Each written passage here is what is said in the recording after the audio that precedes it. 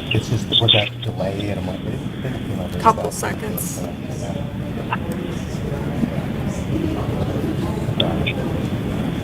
When we get to the speakers at the end, we'll have to allow a couple seconds to get in here if they're out there. Okay.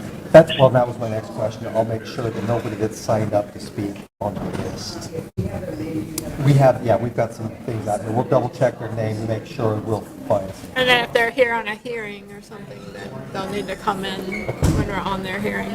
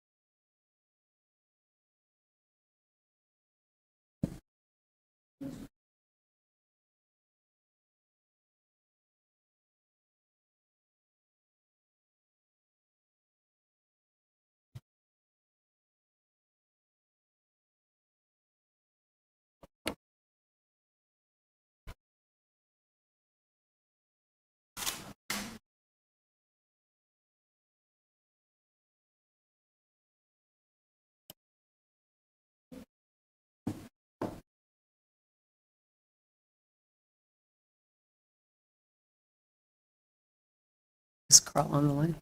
Okay.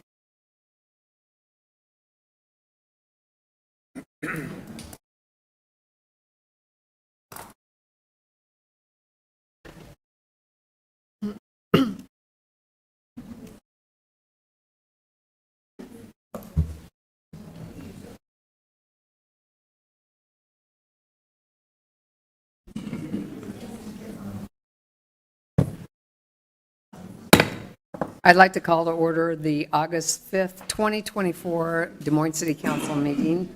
To order, please take the roll. Bozen, Here. Simonson, Voss, Carl, We might have lost him. He's calling in. Yes, here. Coleman, Westergaard, Mandelbaum. Here. We have a quorum. The next item is the approving of the agenda as presented and/or as amended. The consent items, item 25 is corrected. Updated roll call. Regular agenda items 35 to 60. 36 was corrected. Fine amount in section 102-408, added council communications number 24-325. 44A was added, first consideration of ordinance above. 44B added, final consideration of ordinance above. Waiver requested by Cody Christensen, Development Services Director, requires 6 votes. Mayor, I would move to amend the agenda by striking item number 37, the second reading ordinance concerning agricultural non-domestic animals, and postponing it indefinitely, and directing the manager to bring back a different ordinance amendment related to that subject matter, and then move to approve the agenda as amended. It's been moved and seconded. Is there any other consideration? If not, please vote.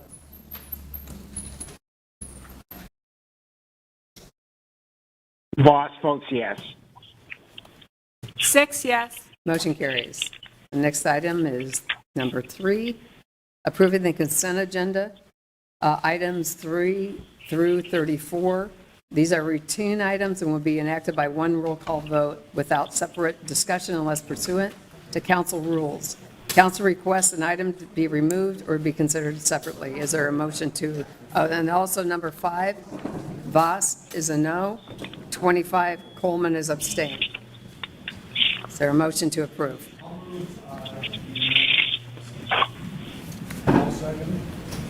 It's been moved and seconded. Please vote. Voss votes yes.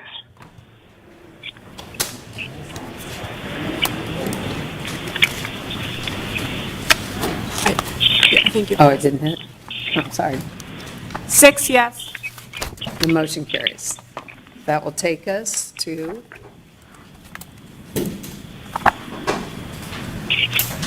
number 38. It's dismiss hearing on a commercial lease agreement with Panam and Sons LLC, doing business as Blue Thai Food and Sushi for use of Suite 309 for restaurant purposes, located in city-owned property at the T.M. Franklin County City Administration Building located at 1200 Locust Street. I'll move item 38. Is there a second? Second. Second. Been moved and seconded. Please vote. Voss votes yes. 6 yes. Motion carries. Number 39, on conveyance of 1607 Clark Street to the Woods Bibbin Company LLC for $6,500. Council communication number 24-319. Germane comments from the general public, 2 minutes per person to speak, 10 minutes maximum. Is there anyone wishing to speak to this? If not, entertain a motion. I'll move. It's been moved and seconded. Please vote. Voss votes yes. Coleman. Sorry. Yes. 6 yes. Motion carries. Item 40, on conveyance of 2800 and 2818 Bell Avenue, DeBams Properties, LLC, Stephen Jones and Matthew Norris owners, for Christian Edward Print and Graphics expansion for $174,027. Council communication number 24-317. Again, germane comments, 2 minutes per person to speak, 10 minutes total. Anyone wishing to speak to this? Seeing none, Madam Mayor, I'll move item 40. Is there a second? Second. It's been moved and seconded. Please vote. Voss votes yes. 6 yes. Motion carries. Item 41, on a request from Tasty King of Iowa LLC, Neil Thompson, officer, to amend the Plan DSM, creating our tomorrow comprehensive plan to revise the future land use classification of the property from industrial within a community node to community mixed use within a community node, and to rezone 205 University Avenue from MX2 mixed use district to MX3 mixed use district, to bring an existing restaurant within a drive-through use into conformance with zoning regulations.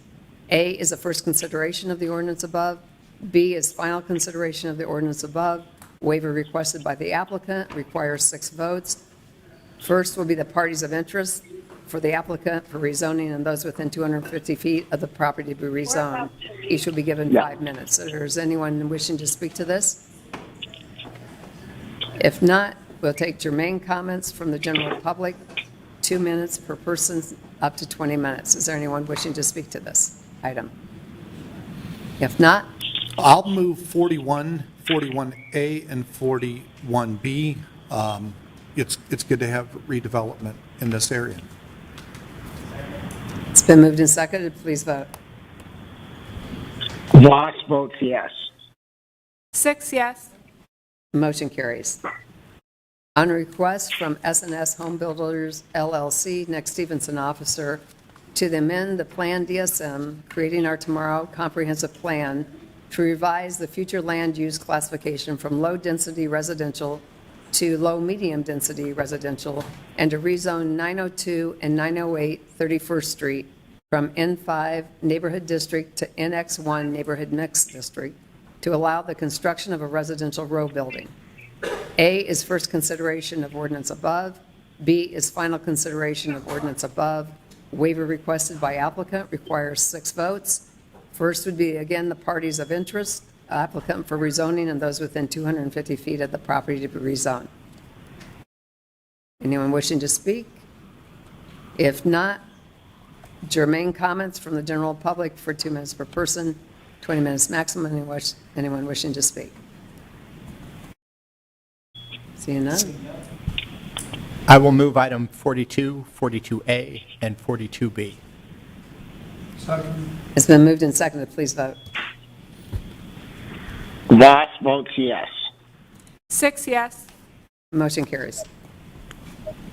43, on a request from MidAmerican Energy Company, Benjamin Keith and Mark D. Lowe, officers, for review and approval of an Eighth Amendment to the Airport Commerce Park West PUD conceptual plan at 58700 Thornton Avenue to allow a utility substation use and additional fencing options.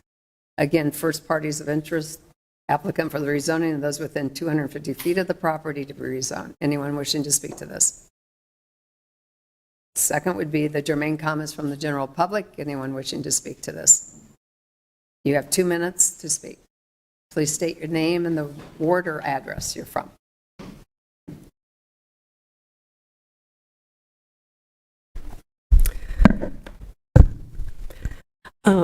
Mayor Bozen, members of City Council, my name is Carol Maher. I live downtown in Ward 3. The amendment to the Airport Commerce Park PUD has a big corporate welfare included in the fine print. MidAmerican is not being required to pay for the installation of the sidewalk adjacent to their property on Southwest 56th Street. Why not? The city says Southwest 56th Street will be reworked at some point in the future, so it wouldn't make sense to install a sidewalk now. Note, 56th Street is not included in the current CIP. Okay, I agree with not installing it now, but why can't our legal counsel draw up an agreement that requires MidAmerican to fund the installation with this sidewalk at the appropriate time? Or why can't this agreement be included in the amendment? But it's not just me. Look at the comment cards received from neighbors within 250 feet of the subject property. 40% of the responding neighbors asked for the sidewalk, as I'm sure you saw when you reviewed the packet for this request. The planning department requires many a small business to install sidewalks. Why this energy monopoly is not required to do the same, I don't know. Do you? Thank you.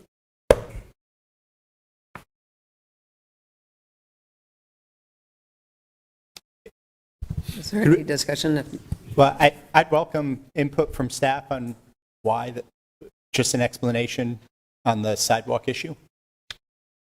I don't know if staff is... Well, you actually think that was accurate. That was the explanation that was given. That it just is not... It's not the time to install it. And when is the redesign for the street going to happen? That I would have to ask how far out. And is there a commitment on the part of MidAmerican to pay for the sidewalk at that time, or would that be a sidewalk gap that we are creating that we're going to have to fill?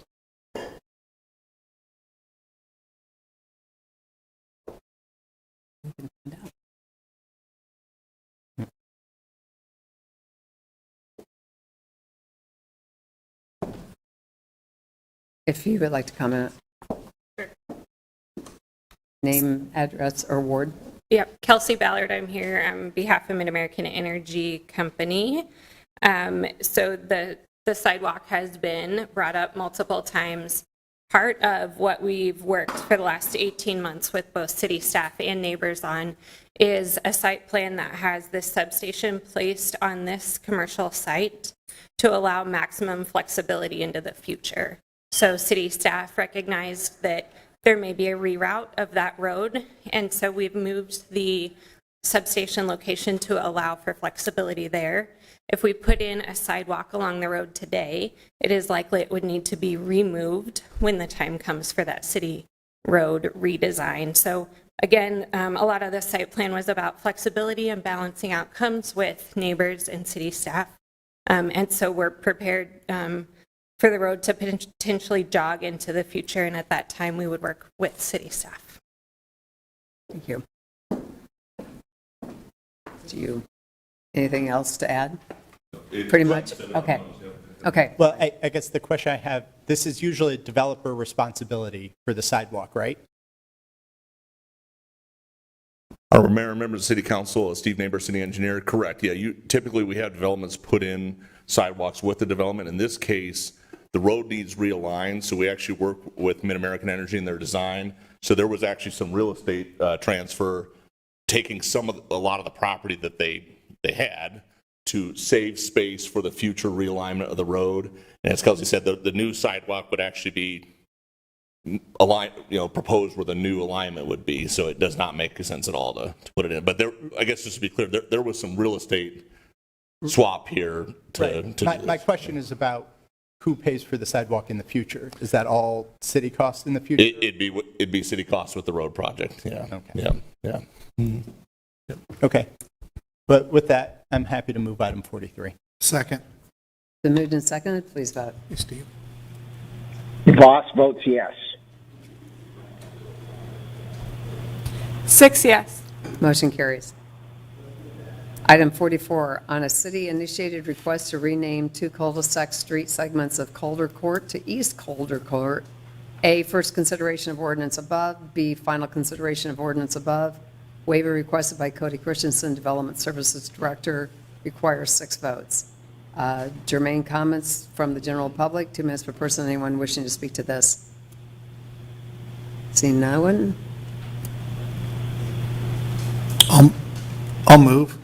Ward 4, right? The East Calder should have tipped that off, but I'll second it.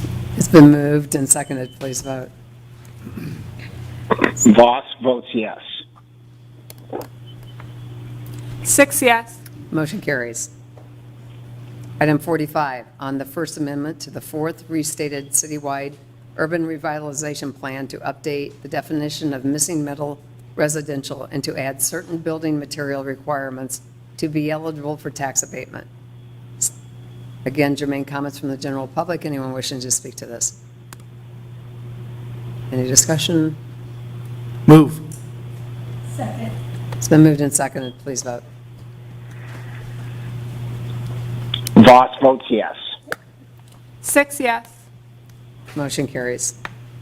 Next item is 46, on the proposed 35th Amendment to the Urban Renewal Plan for the Metro Center Urban Renewal Area, Council Communication Number 24-324. Again, general comments from the general public, or germane. 2 minutes per person. Anyone wishing to speak to this? If not, Seeing none, I'll move item 46. is there a second? Second. It's been moved and seconded. Please vote. Voss votes yes. 6 yes. Motion carries. My observation so far is that Joe and Carl must make a lot of motions because I was going to say, we're not prepared without them. people are on vacation. Next item would be number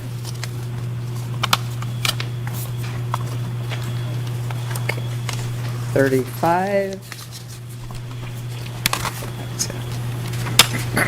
It's amending sections 102-8, 102-615, and 3-23 of the Municipal Code relating to abandoned property and the removal of encroachments.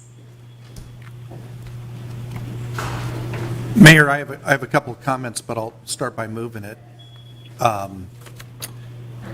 Number one, we've been able to have a lot of community conversation. I've spent a significant amount of time the last couple of weeks in discussion. I think the weeks that we have, these 2 weeks and the 2 weeks coming, are healthy for discussion and understanding of what we're trying to do and not do with the ordinance. Before we vote, I would like to ask the city manager to give us an update.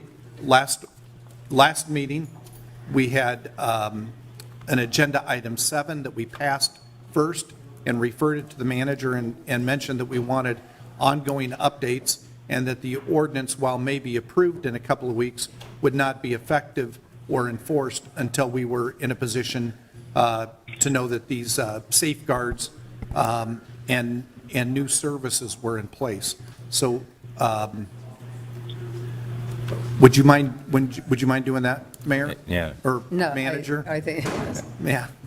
Yep, I think those were directed towards me and the staff. I'll ask the clerk's office if you could advance to the number 36 with the hyperlink, if you will. So this is available to the public as well. The council communication, which is number 24-325, is out there and has been. This is an update to the progress that we've already made with the 7 directives that were given to us upon the first reading. I'm not going to read everything on the screen. Again, this is available to the public. The first directive was directed towards making sure that we identified barriers for individuals entering shelters and tried to remove or soften those barriers if at all possible. The update we have at this moment is that we have met with staff at the Central Iowa Shelter and Services. We've had good conversations about identifying what barriers exist and trying to work through those to eliminate them. Obviously, the reasons for not entering shelter are very dynamic and individual to those that are in need of shelter. So we need to continuously work at this. This is not something that we would consider finished at any point in time, but rather the continued conversation with not only CIS, but with the other shelters as well. I think that handles the first one. The second directive is establishing a relationship that handles the potential animals that are with those of our residents that are unsheltered. So again, we've had conversation with the current local provider, ARL. Good conversations there, but you will note there's cautionary concern from ARL, not knowing exactly the sheer numbers that we may be dealing with. I take that as code as we will need to be working with them if there are budget adjustments that, quite frankly, we will need to make to accommodate animals. Now, what needs to be clear here is this is for individuals that actually are. Thank you. Next page there to the. This directive is geared toward individuals who are either in shelter or are seeking shelter and want to have an arrangement for their animals, and then to be able to get those animals returned to them upon exiting shelter. So there's going to be more conversation in regards to that agreement with ARL, but I would indicate that we need to be willing to accommodate the costs that may be associated with that and the boarding of those animals. The directive number 3, you'll see, deals with the storage options. The update there is we have had Public Works identify space that will be available for the storage. We will have neighborhood services staff that will be responsible for itemizing the items that will be stored, and it will be neighborhood services that will be available to our unsheltered population if and when they want to recover any of those items, such that our neighborhood services staff would make arrangements to meet with them at Public Works and return those items. Directive number 4 deals with transportation. This is a matter of information and education that our police department has had a long-standing policy to offer and provide transportation to the emergency shelter, and the intent is to continue that process. Directive 5 is to add restrooms in the downtown area generally, and we have identified a couple potential options within parking garages. We are very quickly going to get 2 of those finalized, the locations, and get those installed so that we can start monitoring the success of that, whether or not they get utilized, whether they're able to stay well kept, and that there aren't any unintended consequences that we need to resolve. The idea is there would be many more sites, many more than just 2, that would be located over time if these first 2 are successful.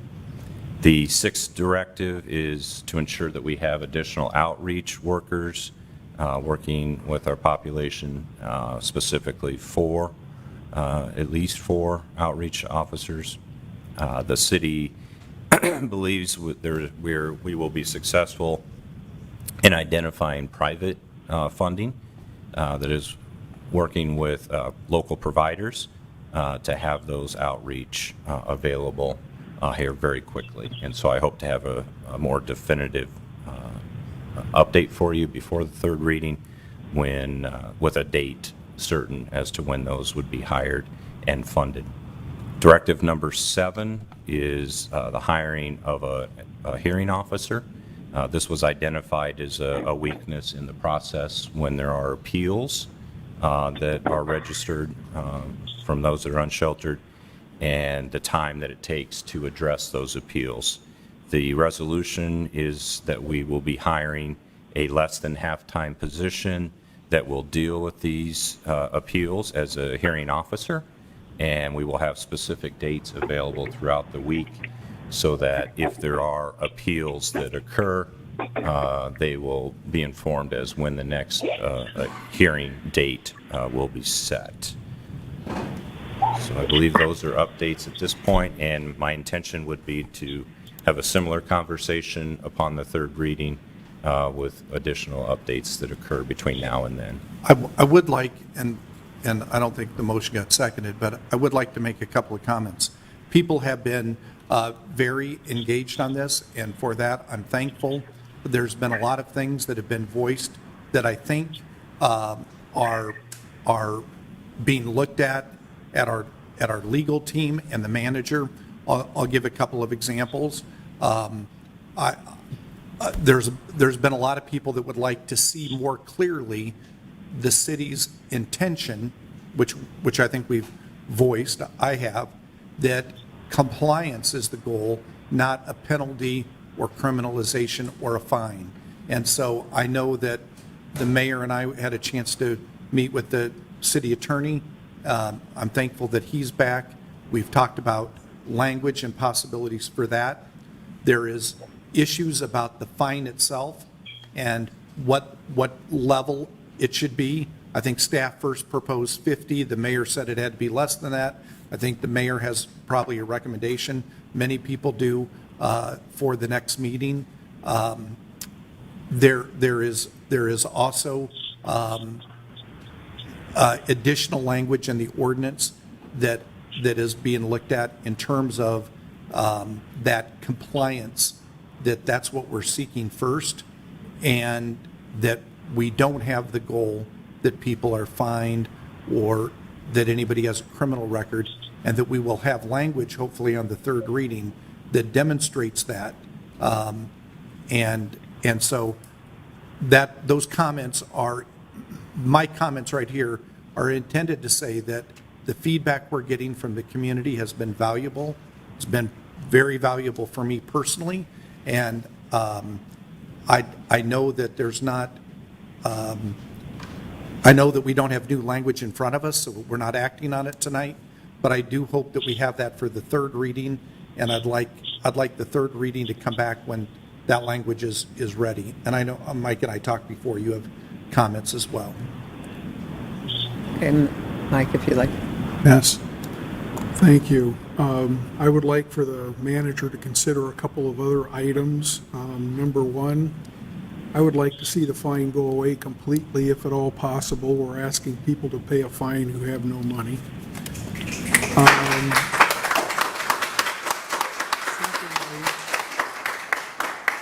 Secondly, I would like to see if it's possible for a mental health team to be present in the occasions when we ask someone to move. If they refuse, can there be a mental health team there? Maybe there already is. Some people have challenges when they see police. It would be good if someone trained in this area could help work with them. A couple of other comments. This ordinance is going to pass, and yet it doesn't address the heavy lifting. We're making good strides, but it's going to take a concerted effort to look and solve the underlying issue of why we have so many homeless in our community. And it's going to take the city, the county, the business community, and service providers and others to work on getting this done. The eyes of the community are on us. I'm committed to helping solve this. So I invite everyone in this room, you're here because this is important. It's going to take all of us to make change. Thank you.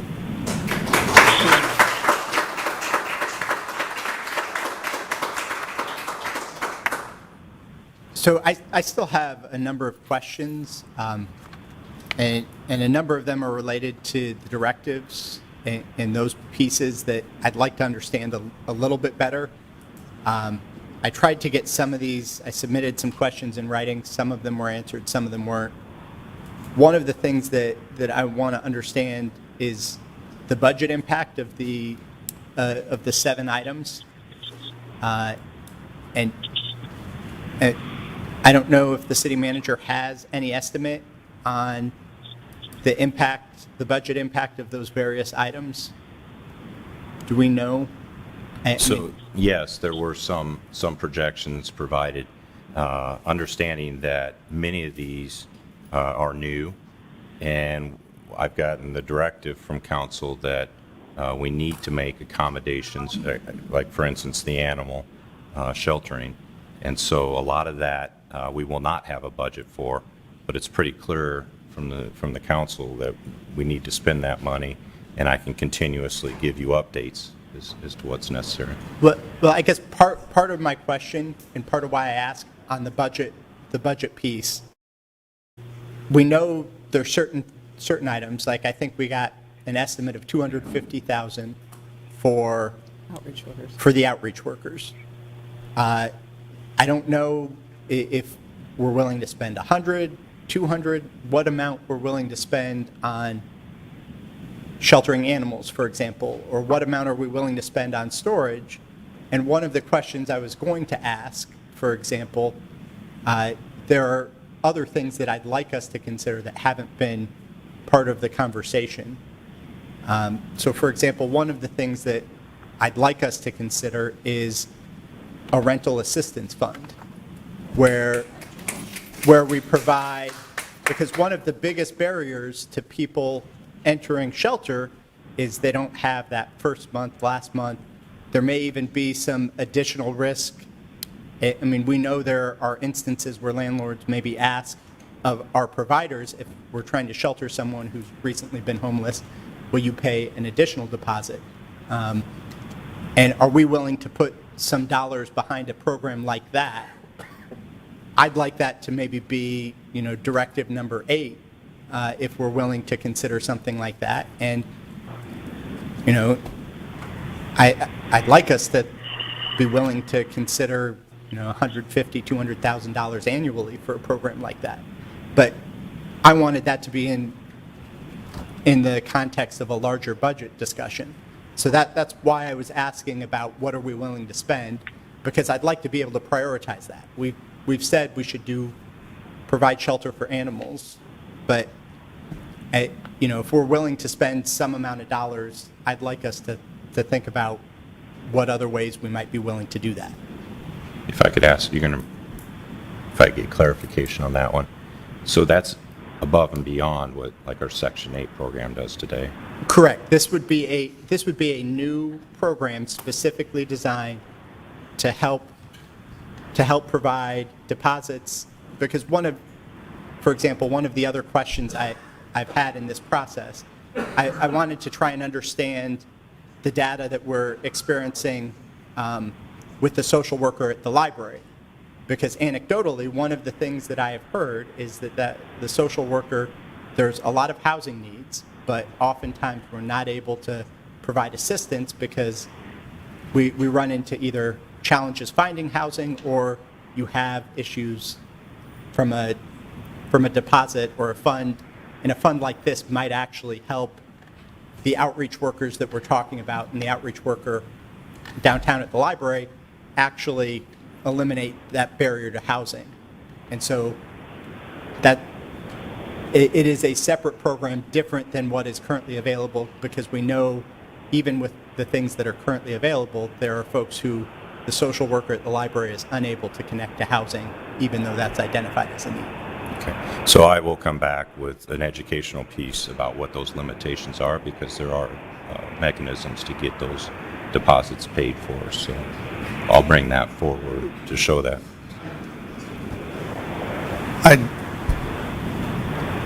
Yes, but like to Josh's point, I think it's also, we're trying to get the Plaza Lanes project done. and it has project-based vouchers, which is what I think is the key to our affordable housing crisis and using that in more places. But it's also getting home money so that it's easier to get people placed. And so I'd be interested, like, could that home money somehow have a custodian that could help in projects that, like, this project's getting it because it's brand new and we're trying to get it built and we're trying to overcome, the obstacles for it. But whether it's, the STAR project or others that are affordable, but we still need first month deposit or things like that. Yeah. I think that's a reasonable We can look. thing for us to study, and if you can come back and educate us on that, that would be great. Yeah, and that way you could have an ask that's maybe more specific. Right, and maybe one of the things that I would ask is there's a community of folks who work with this population, and I mean, I've heard from them that a program like this might be of value, and so I'd hope that we would reach out to them and ask how would we structure it, what they would want to see. I think, and this is where, when you talk about the MAC group, Metro Area Councils, we're setting a subcommittee to deal on this very issue, that since 50% of the people, last known address was not Des Moines, Iowa, but the metro area and state, that this is an area where I think we can engage the rest of the community. And also I've had conversations with Polk County and also with the state on how we can get more dollars maybe into a program like this. Right. So we can look into it. But I think this program, if the idea behind all of this is to figure out how we get more folks into shelter, let's look at what some of these other barriers. I mean, that's my intent from the housing. Okay. The housing piece. This is sort of a high-level question that is unclear to me, but that I asked. Those 7 directives were items that we said until those directives are done, we would not be enforcing the ordinance. And after we passed that, I realized I didn't fully understand what that meant in terms of, we're essentially giving that to the city manager. We didn't have a chance to ask you this at our last meeting. It's essentially your decision if we've met these directives or not, or does it have to come back to council before, because we didn't put that into the ordinance. The ordinance is effective immediately. So what is the criteria, or how are we determining if those items are complete for enforcement purposes? So I guess my thoughts on that is I listened to the conversation at the first reading, was that it would actually be the council's decision to approve the third reading would be dependent on satisfaction that those directives have been met. So it's really up to the council to not approve the third reading until you're satisfied with the updates that all the directives have been met. So if we approve the third reading, that means that you think the directives have been met? That's the input I would need. So given the updates that I've provided, I would want continuous input of, hey, we're not there yet. Make sure you cover this, that, or the other within the directives. Okay. Including any new directives that get added. Okay. Is there, Well, I mean, I've got a number of questions that okay, go ahead. I'd like to. So one of the directives that I think is an important one, but that this is again where I think I guess I'm not satisfied with the current update, and that's the storage item. And I'd asked about what policies did we base this on, and I guess I was trying to understand what recommendations are out there. But one of the things that I saw as a best practice for storage was, I think this came from the National Law Center on Homelessness and Poverty, and they recommend that you create storage facilities for persons experiencing homelessness, ensuring that they are accessible, close to other services and transportation, do not require an ID, and are open beyond business hours. So the idea is that folks are able to I think, access their possessions if they need them.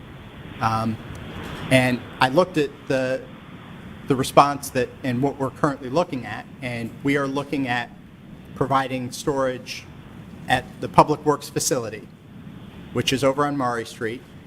It's not close to other services. It's not accessible. There is a new DART route, but that route goes twice a day, once in the morning, and you can go the other way in the evening. So if we're telling people to rely on the DART route, they're essentially committing their whole day to go access whatever is in storage. That, to me, is not a storage option that is designed for people to use. And so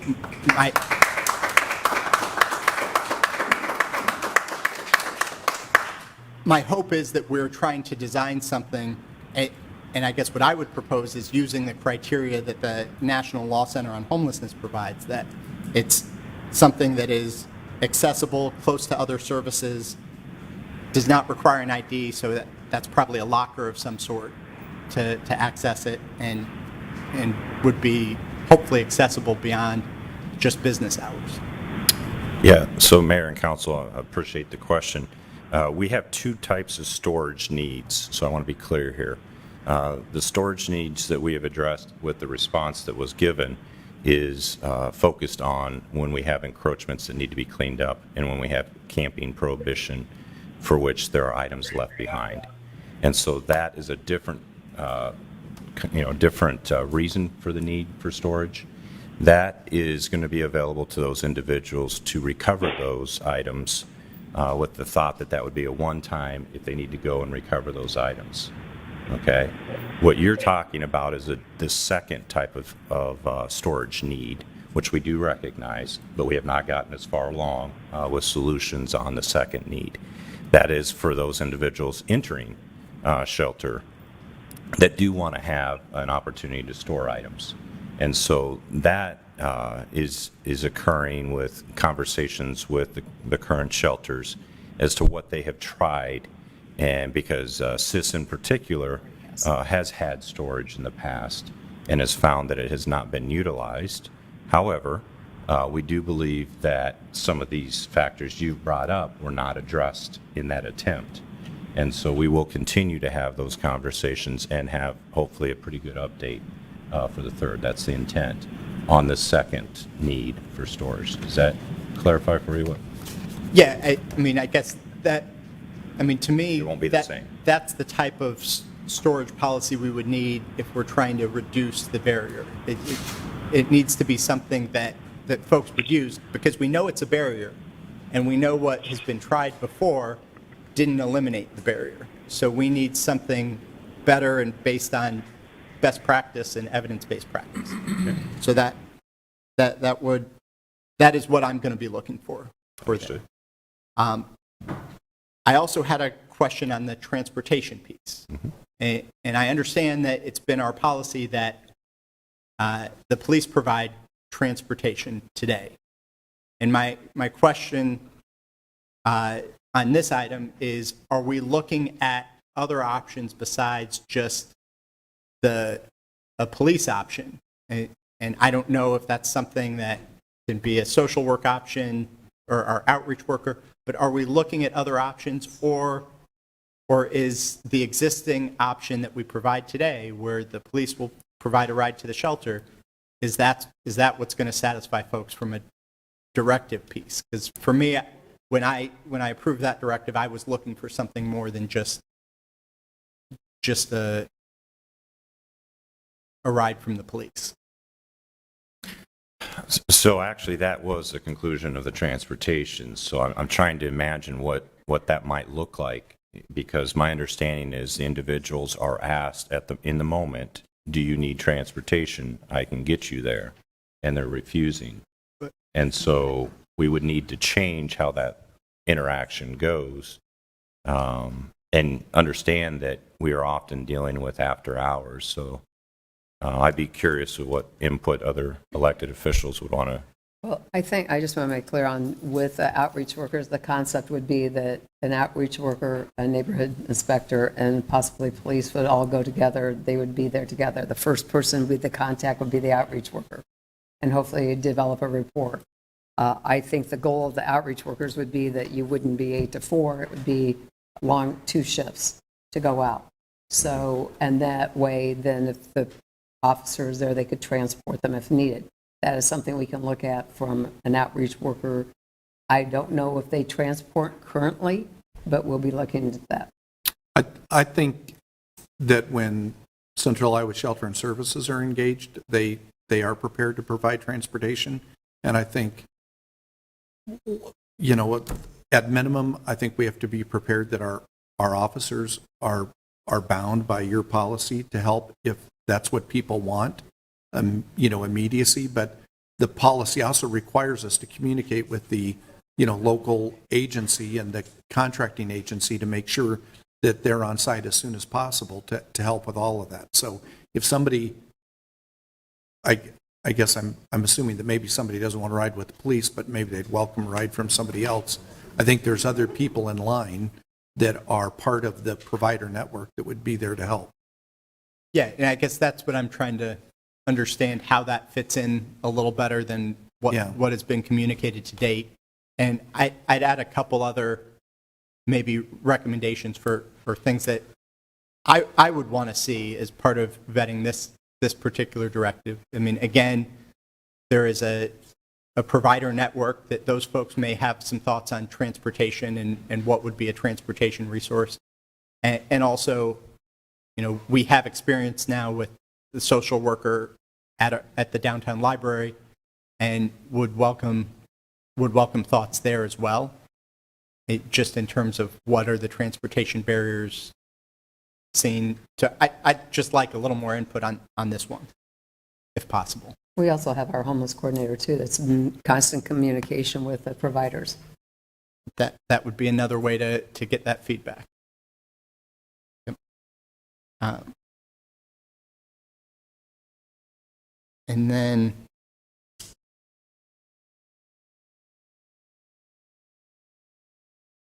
I wanted to, I don't know if this is the place to talk about enforcement of the new ordinances and how that's going to work, but I wanted to understand that better.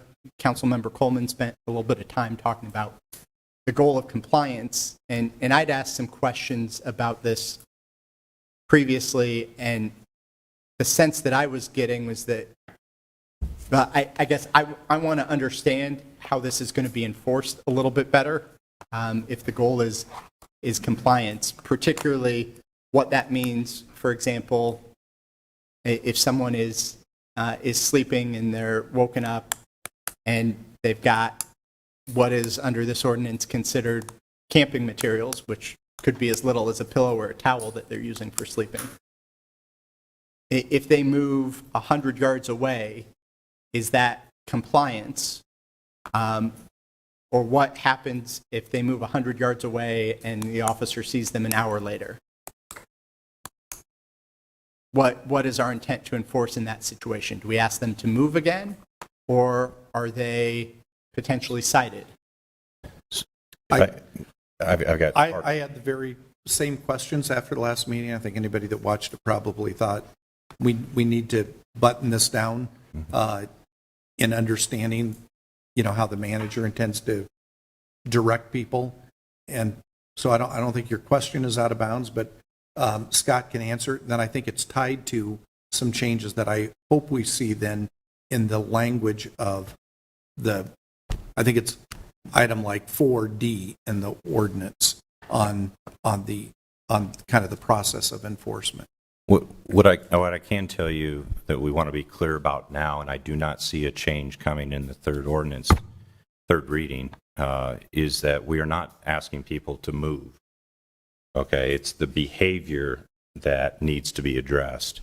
And so we have in the ordinance the no sleeping prohibition, and then the no camping. So the idea, for instance, with the sleeping, coming upon somebody who is sleeping, is to notify them that you're not allowed to sleep in that regard. And so they're not being asked to move. They're being asked to halt the behavior. But if you need to sleep, because presumably someone who is sleeping has as Justice Sotomayor pointed out, a biological need to sleep.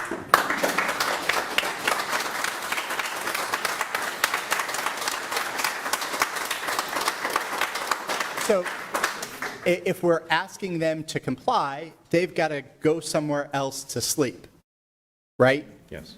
So if they're going to do what they need to do, they need to move. So maybe we're not asking them directly to move, but by asking them to comply, we are asking them to move.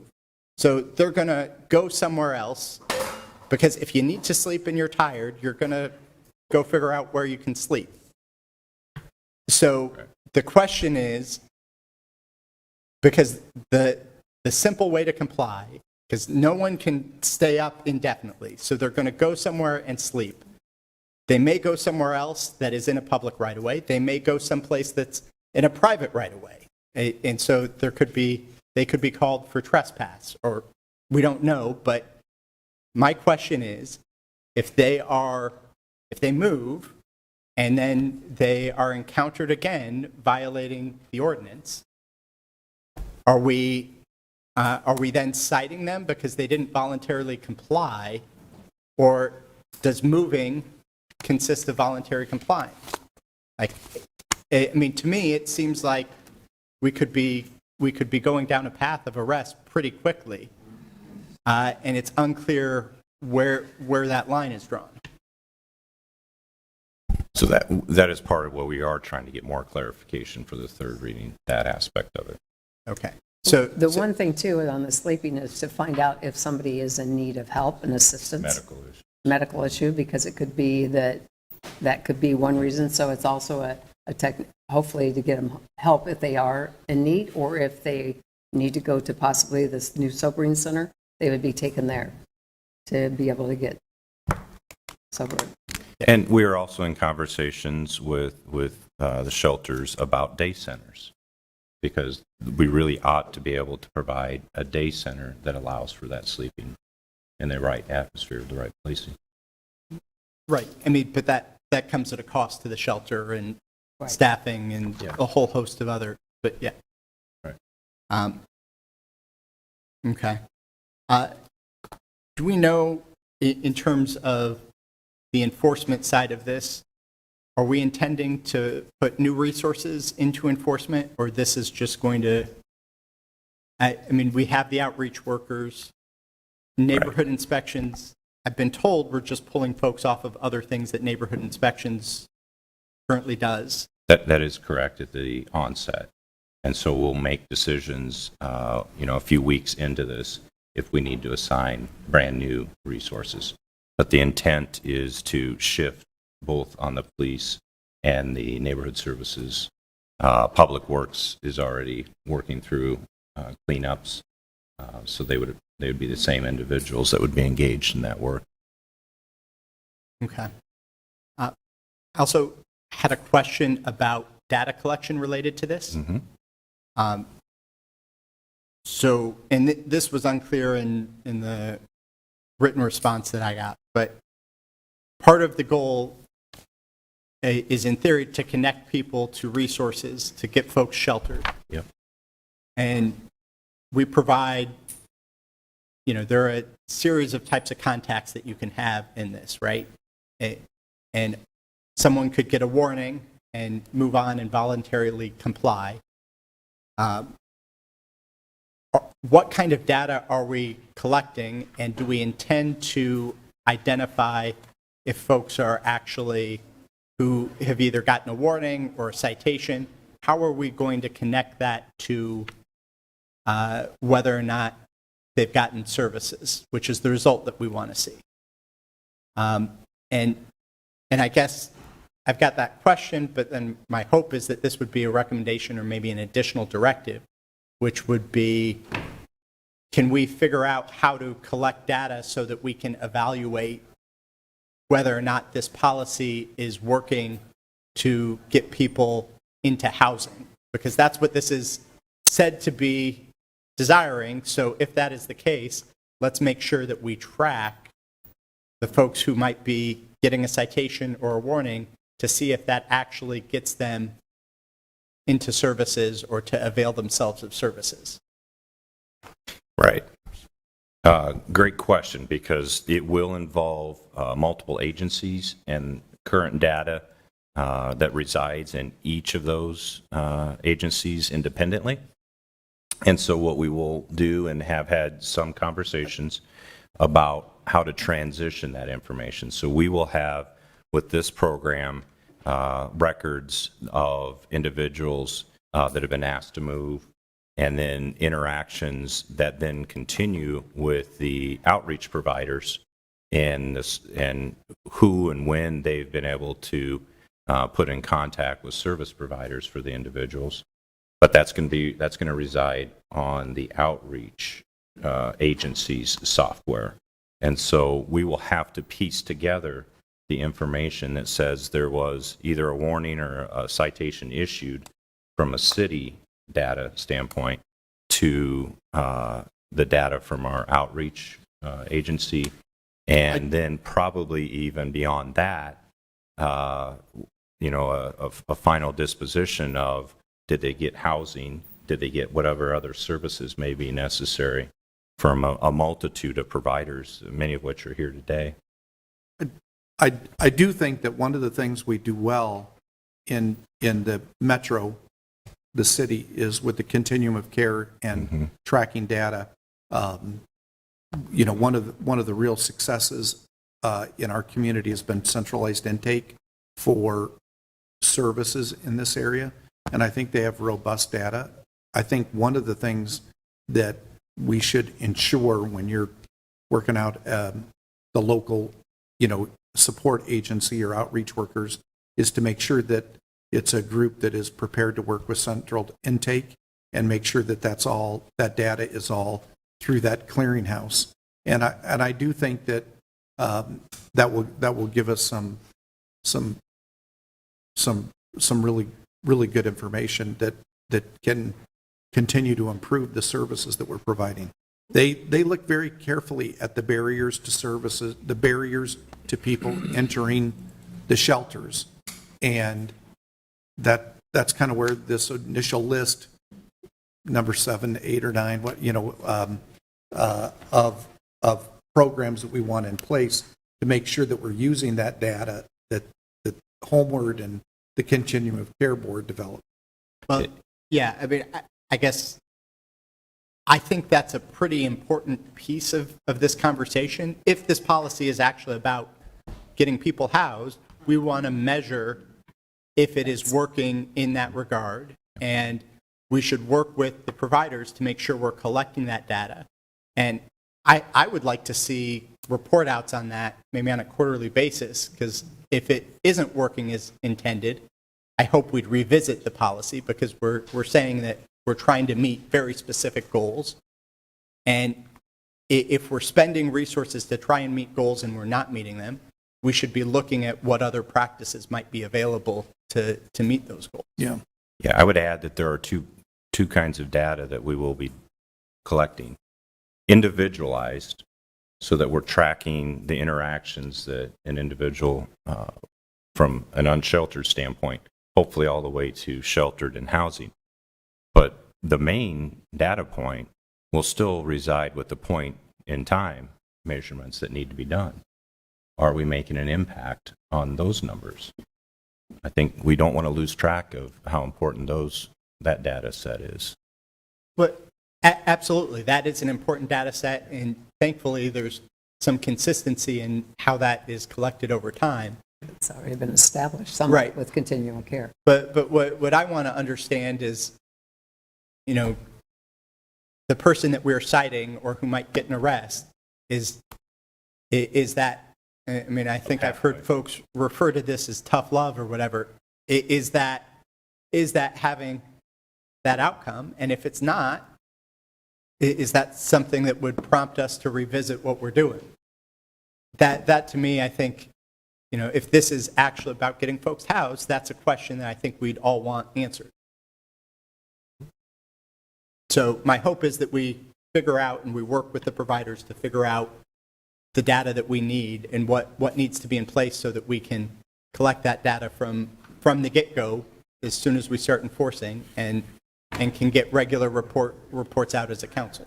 No, that is a plan, because we want to make sure, and I heard that from the providers when I met with them last week, it was about getting the data and then getting cooperation from everybody, getting the data to it, so we can coordinate it better.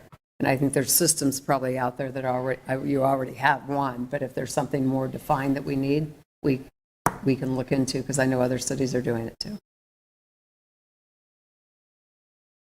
And then from a directive perspective, another piece that I was hoping to add to this conversation, Homeward did a gaps analysis in our community that identified what the gaps are that we need to be filling to serve the homeless population and to get folks housed. And to my knowledge, as a council, we haven't had a discussion about that gaps analysis and a path forward there. And that to me seems like a really important piece of this conversation. And so the first step is I would hope that we can have a work session on that gaps analysis and start identifying an action plan for how we actually intend to address the recommendations and fill those gaps, and that be a regular part of the report out in this process as well. I'm 100% with you on that, but I think we occasionally have to take a step back and remind ourselves this is a metro issue, not just Des Moines, and that's one reason why MAC has made this kind of a priority for the year. So hopefully some discussions happen there, but like to adequately fill the gap, we're going to have to get cooperation that we've never gotten from a lot of the suburban governments in order to be able to tackle this. I mean, I certainly agree with that, but one, we can identify what our share is and what we should be doing. And two, this is a Des Moines policy that we're talking about, right? So It's also in other communities too. I get that. There's other communities that have something. I get that there's a broader impact. There's also a broader impact to what we are doing from a policymaking perspective too. That piece troubles me a little bit, and that's why I think it's important that that we're going to take action on this and lead in one aspect of the policy. We should be leading in, quite honestly, from my perspective, the more important part of the policy is trying to figure out how to get that gaps analysis and the resources needed, and that requires people putting just as much time and effort or more that we have put from a city staff time on the enforcement side into figuring out solutions. And so I'd like that to be a part of this conversation, and that we, I mean, I know because a lot of those things in the recommendation, I mean, bottom line is they cost money, right? And it's a lot harder to figure out in tough budgets how to serve folks, particularly folks who don't necessarily have the ability to advocate for themselves, certainly come to a city council meeting. It's a lot harder to figure out where those resources come from than it is to just say, let's figure out a new enforcement mechanism. If I could have the city clerks go back to that same blue letter again. I want the public to make sure that they have a chance to see this as well. The city of Des Moines is doing a lot to provide housing, an awful lot. Excuse me. Please let us finish the conversation. By the tune of millions of dollars annually. So these are just some examples of what have been brought forward, and the council has dedicated themselves to putting city resources into. I think you've got everything from the recent Star Apartments. I know you're a big advocate for that. You've got the Monarch, which is permanent supportive housing on Merle Hay. The Klein Building, next, if you go down just a little further, that's the list I'm going off of. The Klein Building, the Ellipsis, and then if you even look at what's ahead of us with opportunities, I know there's one that Councilman Coleman brought up at the Alley Landing, but also we just recently heard about 200 Euclid becoming available on the market and an opportunity there for us to quickly go in, get a hold of that property before it went into disrepair, and we'll return that to affordable housing as well. And I think these are all Just great examples. projects, right? I've touted some of those. I've been an advocate for when we provide incentives in new projects, tying affordability into any new multifamily project, because we should be integrating affordability everywhere. I mean, there are a couple things that I would point out. I mean, the CDBG dollars are federal dollars that are pass-through dollars. Those aren't local dollars that we're putting in. Now, the TIF dollars are local dollars that we're putting some contingency on. But it is a small piece, particularly when you look at the needs that have been identified. There are significant needs. I mean, I think we're talking hundreds of units of permanent supportive housing, hundreds of units of rapid rehousing. And then you layer on top of that the affordability that we are talking about here. And then you put that in the context of housing needs for this metro. I mean, there have been studies that in the next 20 years, we need, I think it's upwards of 40,000, or is it, I'm not even. It's over 50,000. Over 50,000 new housing units.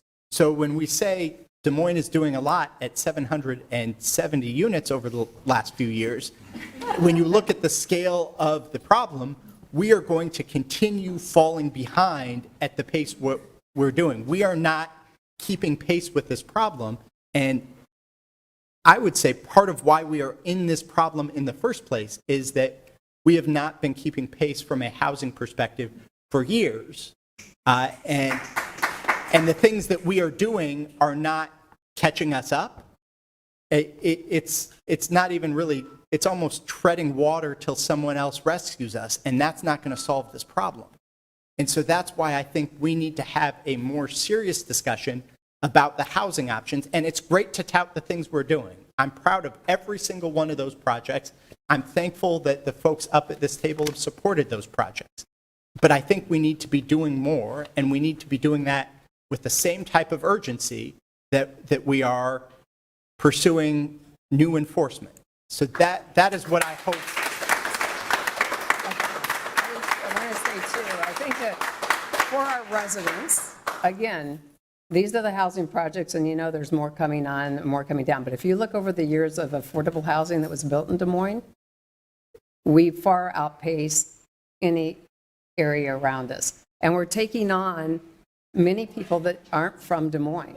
They're bringing them from Waterloo, they're bringing them from Osceola, they're bringing them around and dropping them at our shelter. So therefore, we have a greater burden, and you know, so if we could convert money that we're spending on encroachment cleanup, which would easily be $600,000 over to housing, we could help people on the rental assistance. We could help people. So I appreciate that we need to do more. We all need to do more, but we have to recognize all of us are in the same, as Mr. Simonson brought up. We need the faith-based community. We need the nonprofit community. We need citizens to contribute to help with the programs that are there. And so this is an all-out trying to get people to help in a greater way. We are doing items, and we're looking forward to getting more things done and bringing to the program, whether it be outreach workers, extra help. We have the crisis management team. They'll probably be involved even more. So I believe as far as housing, yes, there's needs to more, and we need to know exactly what is Des Moines' responsibility within the need for more housing. Right. So I wanted to just say, like, I get that there are other communities in this metro that I'd like them to be doing things differently or better. I don't control what those other communities do. I don't even have a say, right? But I do, I mean, great example, and part of why I was asking the questions about transportation is I know what Ankeny's transportation policy is. Their transportation policy is to drive them to Des Moines to get services here. But what I can control, the conversation I can control, is what we do. And just because other people aren't doing the right thing to address this problem, doesn't excuse us not doing everything.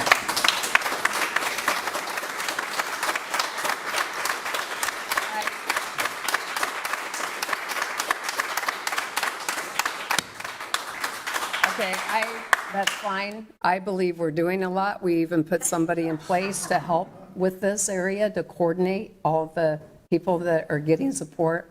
So I believe that we have a motion. And I will second that motion. It's been moved and seconded. I'll second. Please vote. Voss votes yes. 5 yes, 1 no. Motion carries. Item number 36, amending Chapter 102 of the Municipal Code relating to prohibited camping. Council Communication Number 24-325. 36, the consultation. Both of these items. I'll second item 30. It's been moved and seconded.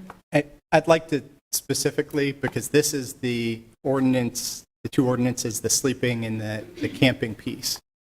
And as I raised last time, I had concerns about that approach, because I do think that fundamentally is criminalizing homelessness. And one of the things that I've asked about in the interim, you know, if it's about specific behaviors, it's about the things that cause the public health, you know, I agree, if you're homeless, you shouldn't be littering, you shouldn't be going to the bathroom outside, and we should be taking steps. I think the restrooms will hopefully provide alternatives, but if it's really about behaviors, as I've heard repeatedly, I don't think the behavior of sleeping is something that we should be creating a new criminal ordinance on.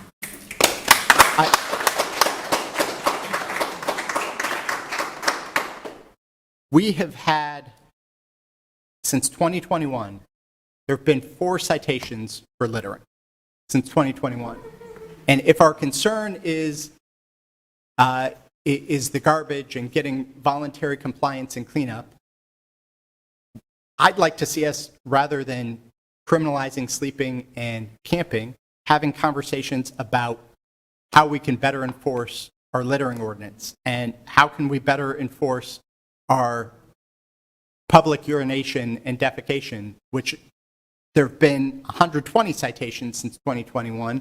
What I couldn't tease out from the data, probably because we don't collect it well enough, how many of those have been because someone is going to the bathroom in a public right-of-way, or is it associated with someone who's leaving a bar who's doing that?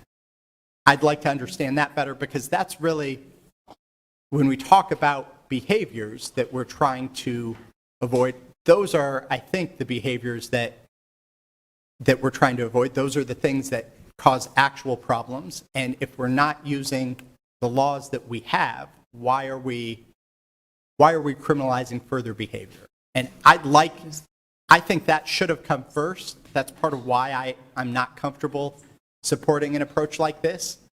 And I'd like there to be conversation about how we take a narrower approach that ultimately does not criminalize people for just something as basic as having to sleep outside when they don't have any other place to go. Any other comments? Okay, if not, it's been moved and seconded. Please vote. Voss votes yes. 5 yes, 1 Motion no. carries. Number 48, sorry. The other one's taken away. On the issuance of not to exceed $20,100,000 of the general obligation urban renewal bonds for essential corporate urban renewal purposes. Date of 8/19/24. Is there a motion to approve? Move to approve. Second. It's been moved and seconded. One of us. Please vote. Voss votes yes. 6 yes. Motion carries. 56I, council discussion on section 102-2 regarding maintenance of border area. I'd like to speak to the, oh, go ahead. Well, I thought I'd bring forward this request based on the fact that we've got several infractions that need to be enforced upon. And what's been clear to me and to other staff is that we would have dozens upon dozens of other locations that would have similar need for enforcement, frankly, under our current code. And so I put this on here as a request to get input from council is to whether you'd be willing to relook at this policy. And if so, it would require a moratorium, if you will, on the enforcement side to get a new policy drafted in front of you. Obviously, getting public input as we do that to possibly free up or loosen up some of the rules in these border areas. Manager, I think you summarized it well. In Ward 1, there's been a few flashpoints. We have really great homeowners that have done cool, great projects, and we have staff that says the ordinance is, these projects are in violation of it. I think we need to update our ordinance, and for that reason, I would make a motion that we ask you to establish a moratorium on enforcement of it until the ordinance can be rewritten and returned to us with, my bias is a bias towards, allowing neighborhoods to beautify themselves, but also recognizing that the city might need to come into the right-of-way and do improvements that would, have to, take those projects down, those improvements. But I think there's a healthy balance there, and I trust that staff can figure that out and get input and bring it back to us. Moved. I moved it. I'll second it. Been moved and seconded. Please vote. Thank you for that input. Voss votes yes, with just a quick question is, how much time do you think staff will need to take a closer look at this?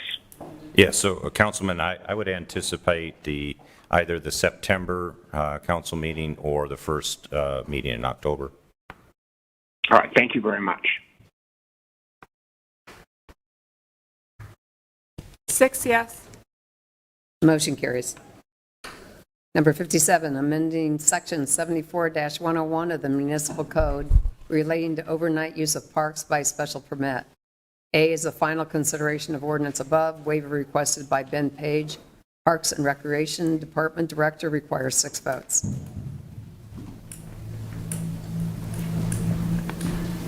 I would move it. Okay, is there a second? Second. Clarification, 57 and 57. Oh, 7A. 57 and 57A. I'm sorry, thank you. It's been moved and seconded. Please vote. Voss votes yes. 6 yes. Motion carries. Item 58, amending Section 46-2 of the Municipal Code relating to fire zones and boundaries. A is final consideration of the ordinance above. Waiver requested by Chief DeKip, Des Moines Fire Department, requires 6 votes. I'll second item 58 and 58A. It's been moved and seconded. Voss votes yes. 6 yes. Motion carries. Item 59 is amending Chapter 114 of the Municipal Code regarding traffic regulation changes as follows. Council Communication Number 24-310, A, parking modification, accessible parking space on 33rd Street between College Avenue and Mondamon Avenue.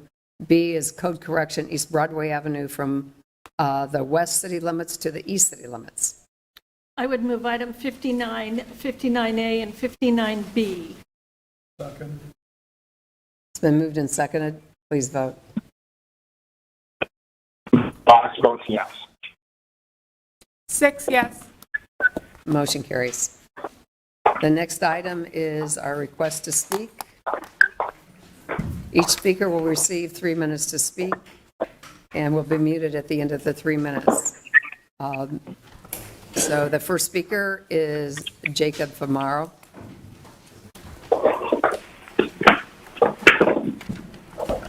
Hello, Council. My name is Jacob Famaro. I'm a Des Moines native and homeowner at 724 24th Street in the Woodland Heights neighborhood, where I care for a flock of chickens, including a rooster. My passion for high-quality food, food safety, and the welfare of animals is why I chose to purchase my home in Des Moines.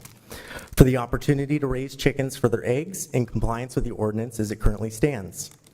Raising chickens allows my family and I to be connected to our food, to know the animals are being properly cared for, to know they are living in a clean environment, and to ensure what they eat and drink is going to have a positive effect on their health and therefore their eggs.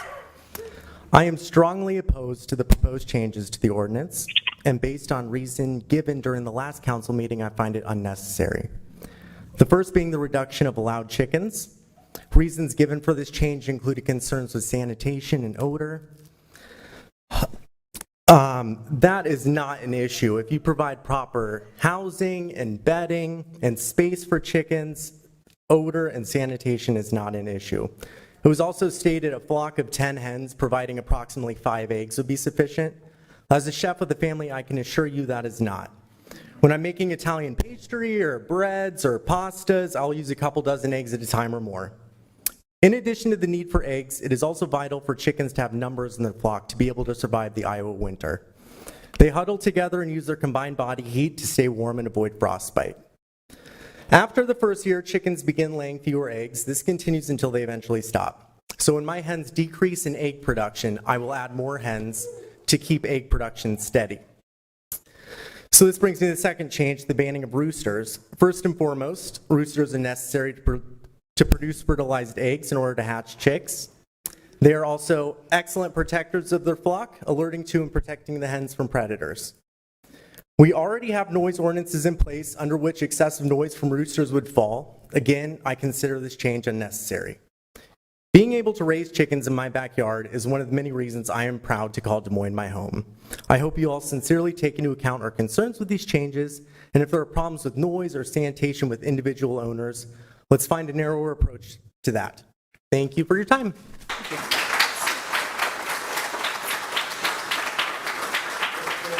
Suzanne Overton. Suzanne Overton.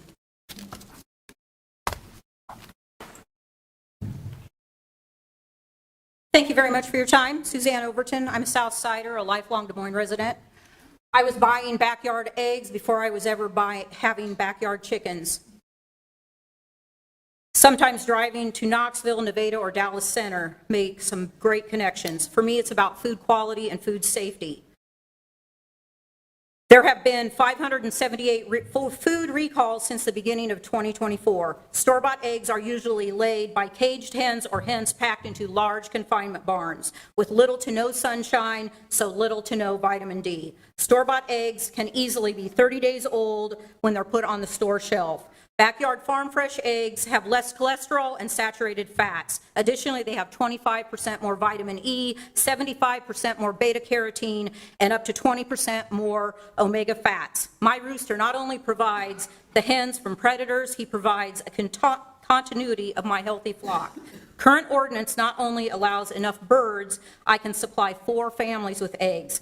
I also have room when the ARL has an influx of birds that I can take in birds to help their situation. Des Moines is the largest city in Iowa. We should have been and can continue to set the precedents that we have with our current ordinance for others to follow. Kansas City, Missouri allows for 50 chickens. Of course, rules apply. But there's no reason why a growing metropolitan city can't have and set the pace for others. Everyone wants and deserves fresh and safe quality food. Thank you for your time. Kirsten Burke. Kirsten Burke.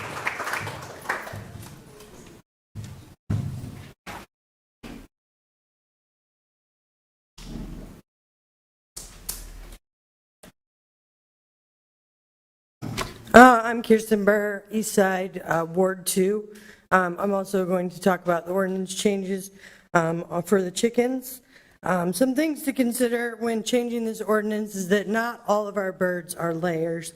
I know the other 2 people spoke on roosters not laying, but we also have to consider toms and drakes, as well as seasonal layers. Most ducks don't lay between November and March, so that definitely cuts our egg production down.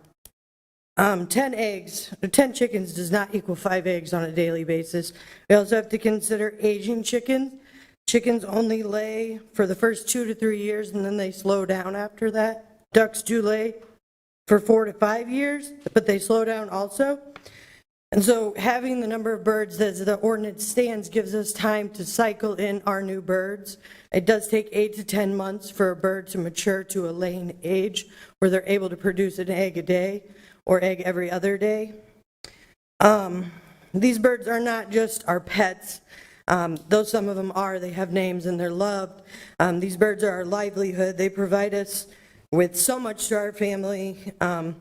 Changing this ordinance would drastically affect our meat production, our egg production. I know where all of my meat and eggs comes from. I know the birds are loved. They're a sustainable resource, and I won't even order eggs or chicken when I go out to eat because it's different. These birds are loved. I know everything that they've gone through their life. And then if you talk about changing the ordinance that stood for over 20 years, there are other things to consider, such as the financial burden that would put on people. As I've spoke, that birds need numbers to stay warm during the winter.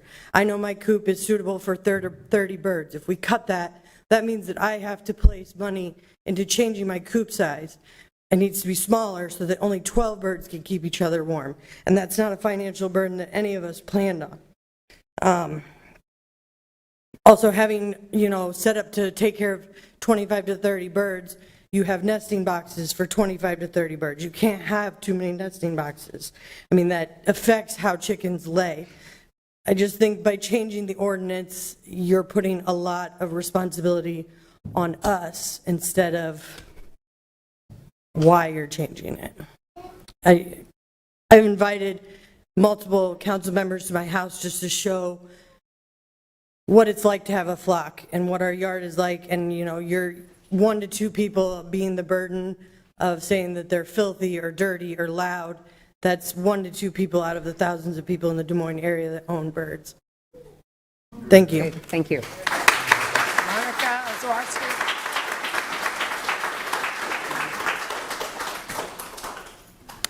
Hello, my name's Monica Ovcharsky, and I've been a proud Riverbend resident for over 10 years. My children are Molten Cubs, I stock community fridges, and I have a business in the neighborhood. I'm also an urban farmer and have chickens, but I'm not here to talk about that. Would you go to a place you knew had bed bugs? Would you sleep in a place where you know your perpetrator was? When will you hear us that SIS is not a safe option for everyone? The city needs to stop pushing all responsibility to the nonprofit sector who are already drowning. Not every person will go to SIS. So then what is the plan? Continued ticketing until they leave town? Jail? I would really like clarification on the record of what will happen if people repeatedly refuse to go to SIS. Scott, no one is going to give you a prize for doing the bare minimum to spend city funds on housing. You are so far behind what is needed to keep up with housing options, it's absurd. You guys keep talking about mental health services and getting people help, but I have sat with people in waiting rooms for sometimes 48 hours for a bed. Many days there are none in the entire state for inpatient mental health services. Most days, just think about that. There is not one bed in the state of Iowa.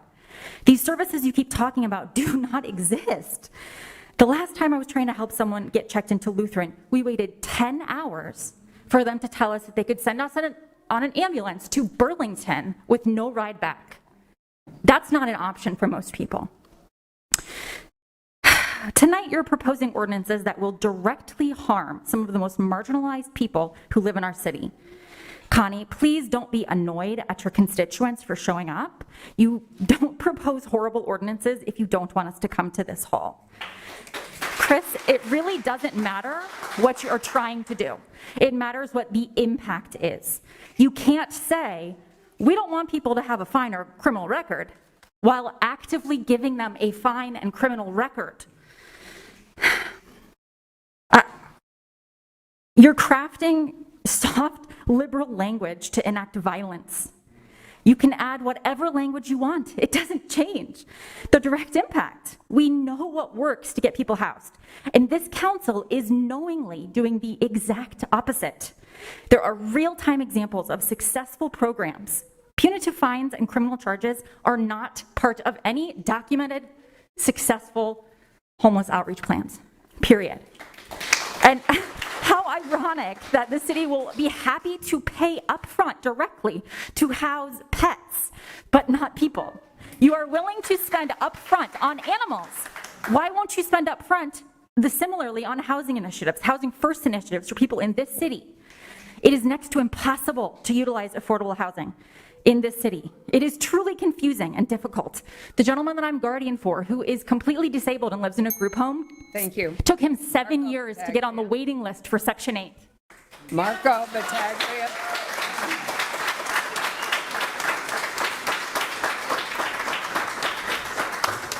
Marco Battaglia. I live in the neighborhood of Baratas. You might have heard of it. It's an institution. And somebody's really familiar with it that's not here. Is he listening? I don't know. Anyways, so I don't know what it's like in y'all's neighborhoods, but I can tell you what it's like in mine, right in that neighborhood. I know Joe knows it. And what the reality is someone gets picked up and they get brought to an emergency room or a jail, and then if they go to those places enough times, they take them and they kick them out of the emergency room or the hospital. Then if they go to jail enough times, they come to me, if they're a woman, to the women's prison in Mitchellville, Iowa. And then we take them to the bus stop, and then they come back into Des Moines, if that's where they're from, and it just goes round and round. And who pays for that? Everybody that's here pays for that. And who enforces that? The people with badges that we are their bosses and we pay their salaries. So all this money needs to be added up. The cost of all these things need to be added up, and you need to compare that to the cost of housing. And we need to have housing first before we have fines and before we say shoo you to the next bus stop or the next jail or the next hospital. I ran against Carl Voss, and I'm really disappointed in him because he told me he was going to work on decriminalizing marijuana. He wanted my endorsement. He said that was going to be a priority. I don't think that's happened. You guys can enlighten me. I'm really disappointed in Chris Coleman. I really respect you. I respect you a lot, and I thought you kept these meetings on the rails when they were going to go off, like when there was police shootings and all kinds of crazy stuff going on. You kept them on the rails, and I respect you, but we really need to look at the reality of these situations. I'm going to be on the ballot for Congress, U.S. House, for Des Moines. I want to work at this at the federal level. If you look up Housing First, you'll see the name Dr. Ben Carson. He is hardly a liberal or hardly a progressive, but he understands that Housing First works, and he understands it costs taxpayers less to address the root of the problem than it does to just keep paying to put people, behind bars or into the emergency room. What I would like everyone on the council to look up before you vote next meeting, look up Housing First principles, look up harm reduction principles, and then look up the clubhouse model of mental health, community-based care. They're all evidence-based models. They all cost less than keeping this circle of, taxpayer money going to move people around. I don't care if you're houseless or if the government calls you illegal, you have inherent rights. If you go to the Secretary of State website, pull that up right now. There's 3 parties in Iowa. Look up the third party, that's mine. It means that everyone has inherent property rights. And thank you, sir. If anybody, if you vote yes next time, I got 2 words for you. You can guess what they are. And it's really a pain in the ass to try to come here with a little one. So let's try to have accessible, more space for people, and let's make these more accessible.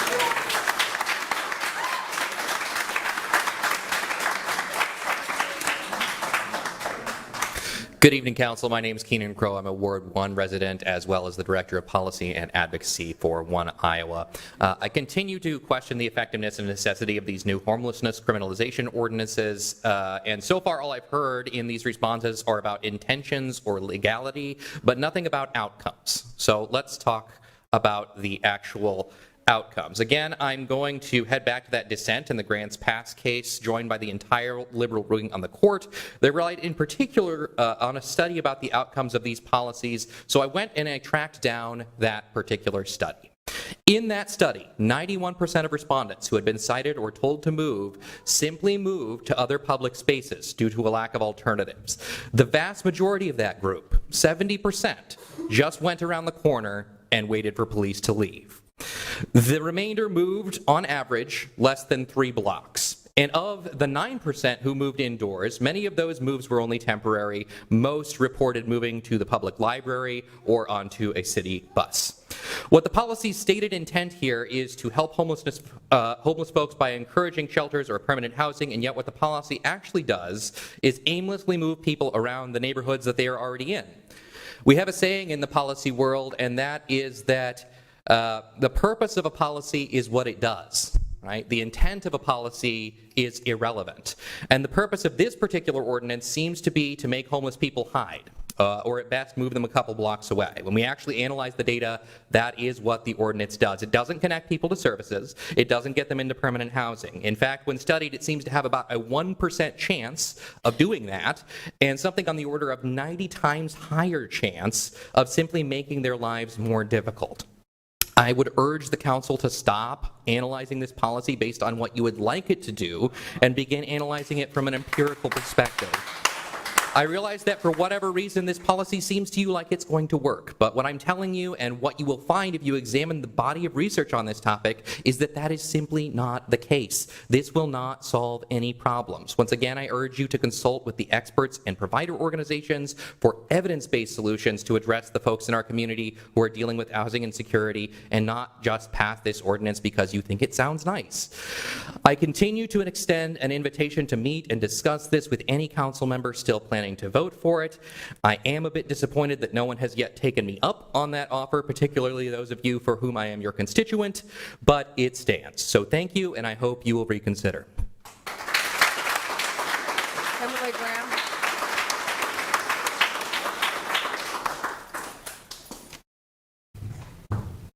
Good evening, Mayor, City Manager Sanders, Council. My name is Kimberly Graham, and I'm the Polk County Attorney. I'm the senior law enforcement official for this county of almost 500,000 people. You know, people are complex. Sometimes we miss the mark. Sometimes I do as an elected official, and I'm thankful I have people at the Polk County Attorney's Office to tell me when that happens. I hear you about the complaints you receive from people, but we already have laws against public urination, defecation, harassment, etc. I'm glad there will be more public restrooms downtown. I work and live near downtown, and that's really needed, so thank you for that. And I'm grateful for the social worker at the library and the EMTs at the shelter. That's all critically important, great things you have all done. And the proposed ordinance is not a proven way to reduce houselessness. It will spend taxpayer money to issue citations and follow up, and it will create more housing obstacles. There may be constitutional issues with giving notice to people. To where will these citations be sent, and notices about court dates? There may be a lawsuit. It may cost the city a lot of money. Look, I'm an evidence and data person. I make no decisions at the Polk County Attorney's Office without data that says this works. I dug into the research about ordinances like the proposed one, and I cannot find one shred of evidence that these types of ordinances work, even with all of the directives met. Well, what works, Kimberly? Houston, Texas reduced its homeless population by about half in short order by investing in supported housing. That is what works, and we must build more. So who's going to help you, right? Who are you, Kimberly? Are you going to help us? Yes. Yes. As the Polk County Attorney, I can use the power of convening people to convene people to work on this problem, and I promise you that I will. It worked in Houston. It will work here. It will not be easy. Nothing worthwhile ever is, and we can do it. So I respectfully ask that you read the studies that I emailed to each of you, and that you follow the data and the evidence, and do not move forward with this ordinance. Thank you.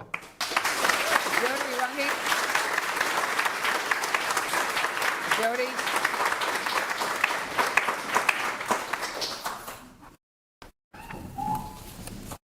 Hi, I'm Jody Runge, 50315, Ward 4. And just on a side note to this homelessness, it's been 20 years since I worked at Iowa Homeless Youth Center. And to this day, have you ever watched a child lose its happy?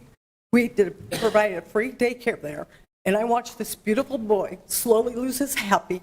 And it's devastating. And it's generational. And it is a problem. But I'm here for my own good, which is ordinances 18.4 and 18.136, an agricultural non-domestic animal, exotic animal permitted.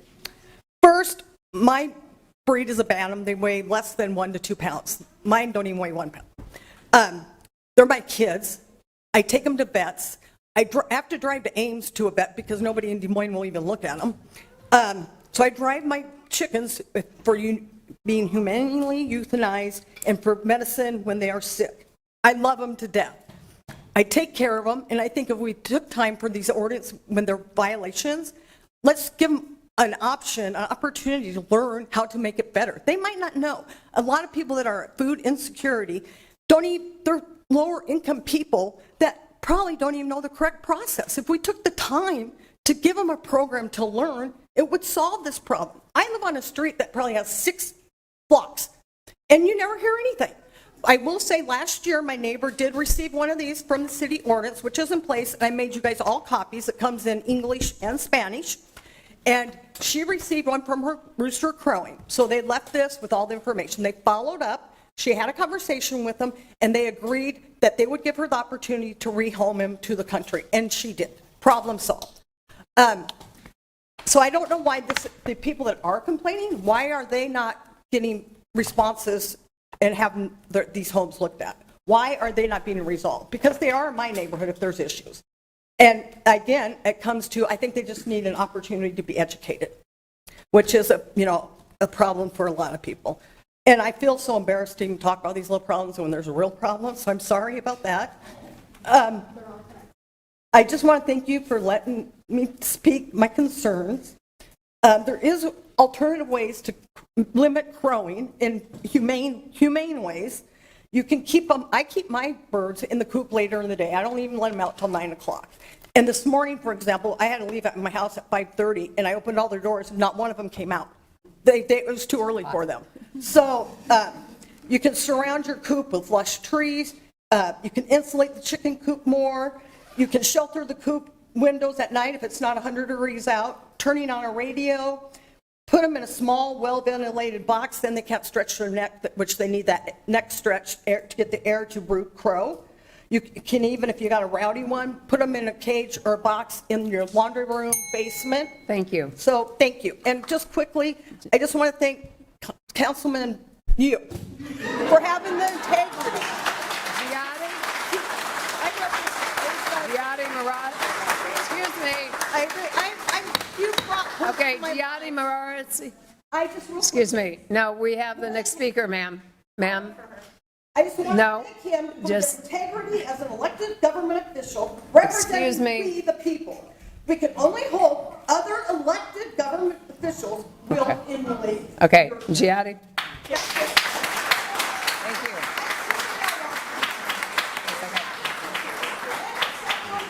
Feel free if anybody wants to respond. Oh, did I miss somebody? Candy? Sorry. We'll get you next.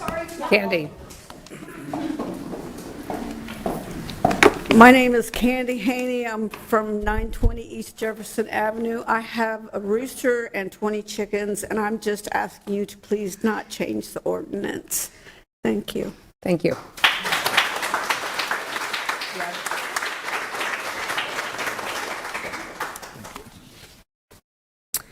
My name is Jada Maressi. I live in Ward 1. This city has a problem with crowing, but it's not roosters, it's crow-toe. That's the real issue, in my opinion.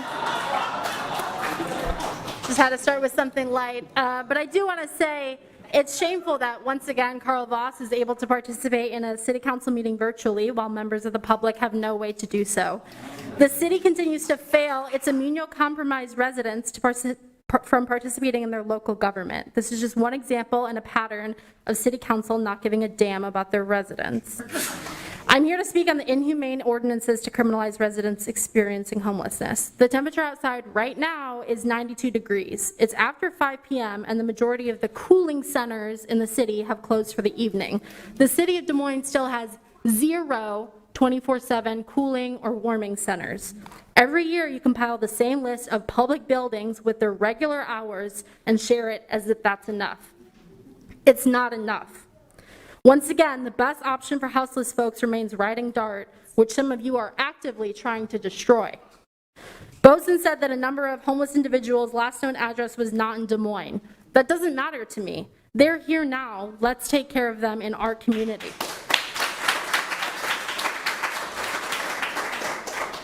It's actually the same answer that Boson and many other council members will give you when you ask about DART.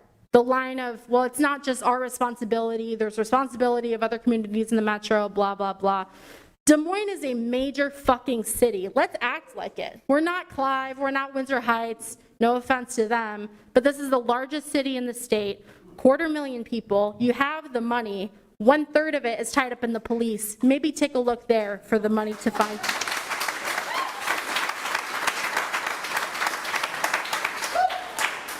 It seems like all of these directives have been rushed in the last few weeks. So I ask, where has the homelessness policy administrator been through all of this, and what has she been doing since she was hired in April of last year?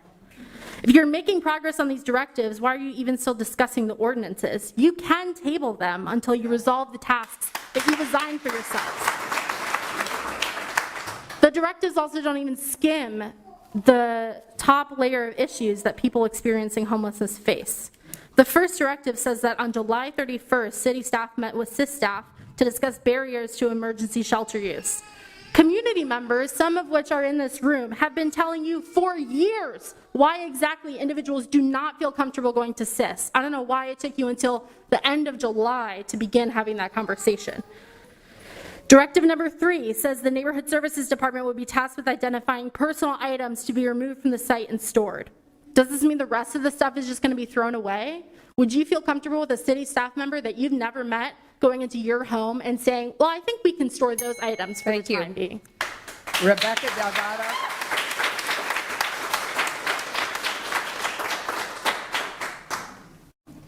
Hi, my name is Rebecca Delgado, and I live in Ward 4. First, I want to thank Josh for standing up for all the chicken people and halting that. I just want to say that I'm opposed to changing it. I myself have 2 roosters and 27 hens, and we saved a turkey this year from dying from bomb guards. Our chickens provide my own family with eggs, my immediate family with eggs, and we also have eggs to donate to the food pantry on the regular basis. But you guys removing the chickens or telling me I can't have as many chickens would eliminate me being able to provide eggs for anybody, and hardly for my own family. Roosters protect our hens, which protect our food security, because the roosters, you know, they fertilize the eggs, and then we have more chicks and have more hens, have more roosters to have meat. Like, it just continues the cycle. Chickens are just important in like gardening process, like soil turning, food waste. They eliminate a lot of food waste from the landfills. The adjustments that you guys are trying to make are going to unduly inconvenience people. Like they were talking about the giant run. Like I have way too much space for just 12 birds. Like I would have to try to cut that down and figure that out and try to and see how that would even work. And then how would I raise chickens to the age of laying to provide my children with food? I wouldn't have any space to do that if you guys cut the numbers. And I've been on my property for 12 years, and I've had 0 complaints about my chickens. And so I don't know why you guys would be changing an ordinance or like unduly inconveniencing me when I've been following your rules, when I haven't had any complaints, when I've been a good chicken keeper. I should continue to be able to keep my chickens the way I have been. Thank you. Thank you. Taylor Clock. Taylor? Is Taylor here? Okay. Sally Davis? Did we skip somebody? Which one? Hello. Okay. I'm in Ward 3. My name's Sally. There's an echo, sorry. Okay. Whatever lengthy job description you have, I consider you guys and gals, I guess I should say, decision makers. And that's got to be tough. You have to make decisions for the city, choices that affect so many for such a long time. For me, I do not base my decisions solely on advice from others, especially if the choice I'm being asked to make is based on their ideas. I think bigger. First, is this really a problem? Who says? Why? What's the proof? What's the background story? Is there a way to compromise? Consider another alternative. Why now? Does this need to be figured out today? Postponing a decision provides time to gather more information. What impacts will the decision have? Who will it hurt? What will it hurt? Or will it help something? For how long? I may create pro-con lists from every angle of those who may be affected. So, decision makers, how are you deciding what's best for Des Moines? First, who's asking? Why? For what purpose? Is this really a problem? Who says? How? What's the proof? What's the background story? Why now? What impact will this decision have? Who does it hurt? Does it hurt Earth? Does it hurt residents, visitors, businesses? Who does it help? Does it help fat wallets, developers, outsiders? Does it help the majority or just a few squeaky wheels? Who's squeaking? Are there alternatives or compromises? Do you have enough information? Is it an informed decision without a wide range of information? Provide forums, surveys, info from neighborhood associations. Just asking that you slow down, think bigger. We want to live in the best Des Moines possible, but we're not. So your decisions can help us get there. And that was that I was going to say. But as far as chickens goes, yes, I'm going to have chickens as soon as my yard is fenced. I love the sound of roosters, but before I got a rooster, I would definitely talk to my neighbors, make sure that's okay. I don't know the decibel level, but if the decibel level was over 65 decimeters or whatever it's called on my property, then that would be a noise ordinance, and they would have something to do about that.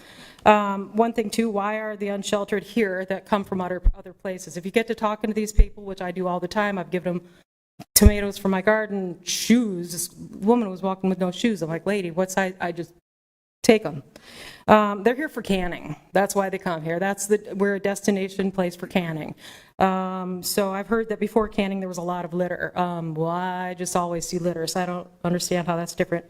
One other thing about the animals is there's just either life with life and shelter means you're without your animal. There's got to be something. I would hope that they would add something to maybe perhaps get a service animal in there. E.J. Philby Burton.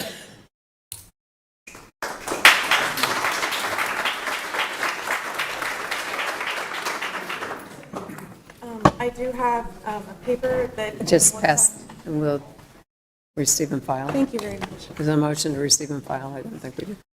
I'll move. And that is relevant All in favor? Okay, I will receive and file all the papers we've been given. It's been moved and seconded. All in favor? Aye. That paper is relevant for my own comment and the next after my subject. Okay, because I see the back up. Okay. Yes. Hello, City Council. I am a chicken owner and a homeowner here in Des Moines in Ward 4. For the sake of time, I'm going to jump directly into the points that I'd like to make about the proposed changes to the chicken ordinance. Thank you for listening. In the City Council meeting on July 22nd, there were some claims made that I would like to specifically address point by point. Claim, quote, neighbors are disturbed of the smell, they are disturbed by the uncleanliness of everything, end quote. A healthy coop and run are not smelly. If a coop is smelly, then that is a sign that's not being taken care of properly. These problems are already addressed in the current ordinance in section H2. If someone specific is not obeying the current ordinance's rules, then that should be addressed, but it should not lead to all chicken owners being punished. Additionally, the idea that chickens are dirty is uninformed. Austin, Texas actually encourages its citizens to keep chickens as a way of reducing pollution and reducing hunger. Their program started in 2017 and is still going today, so it's been successful for 7 years. From 2017 to 2021, they were even paying their citizens to have chickens as part of their city's efforts towards having zero waste. If chickens were filthy and dirty, then Austin wouldn't be using them as their gold standard program towards cleanliness in their city, with studies and EPA standards to back it up. They even encourage citizens to put chicken waste on their lawns as fertilizer, which you can find a guide to on their website. I encourage you please to read up more on this topic before taking action. Statement, quote, None of our suburbs allow roosters, end quote. That's exactly the reason why Des Moines should allow roosters. The fact that Des Moines does allow roosters is precisely why my husband and I, who's going to speak next, chose to buy a house here 3 years ago. And we're not the only ones who follow this line of thought. Des Moines stands out as a desirable place to live for urban homesteaders like us who want to grow our own food, including not just chickens, but also vegetable gardens, and also lets us live in the city where we have our day jobs. This puts Des Moines on a list with other desirable places like Austin, Texas, Branson, Missouri, Atlanta, Georgia, Los Angeles, California, and Minneapolis, Minnesota, a place where people want to live. Atlanta's actually a great example because their ordinance is similar to ours right now, since they allow for roosters and 25 chickens. If you make these changes to the ordinance, homeowners, not renters, but people with mortgages, will have to leave the entire metro area in order to keep their birds. None of us want that. Not you, not me. If you force us to leave, that will have a great effect on the local economy. My closing thought goes to you, Councilwoman Westergaard, since you are the one who initially proposed these changes. When you ran for election to this city council, you ran on a platform of Linda Listens. You were elected not to make changes based on your own whims. You were elected to serve the people of this city, and the people are speaking. And we are here today asking you, please, Linda, listen. Thank you for your time. John Philby Burton.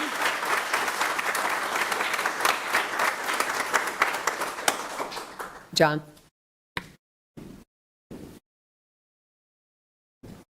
State your name and residence or ward. My name is John Philby Burton. I am a resident of Ward 4 and a citizen of this great city. I am proud to stand up here. Statement, quote, neighbors are being disturbed of their peace and quiet, end quote. Roosters and chickens only make noise during the day and make no noise at night because they sleep as soon as the sun goes down. If the problem is truly specific to just roosters and chickens and not any other source, then I request to see the actual quantitative data that spurred you to make these proposed changes to the ordinance. How many noise complaints have been sent into the city or the police about roosters in the past year, especially as compared to other things like dogs, engines, loud noises, fireworks, children? What data are you referencing that is not just hearsay and is substantial enough to cause these changes? These chickens are our livelihoods in some places. You want to talk about marginalized homes? You want to talk about marginalized people?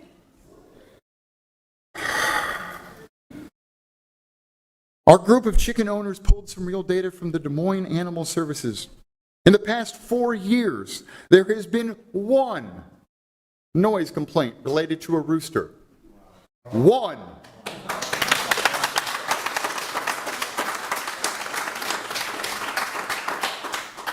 Two of those years were during COVID when most people were home, not at work. One would assume that if somebody had a problem with someone's rooster, that would be when they voiced that concern. That didn't happen. DEMOS, which is the agency in charge of enforcing these ordinances, states, quote, prohibiting ownership of roosters could increase the complaints received.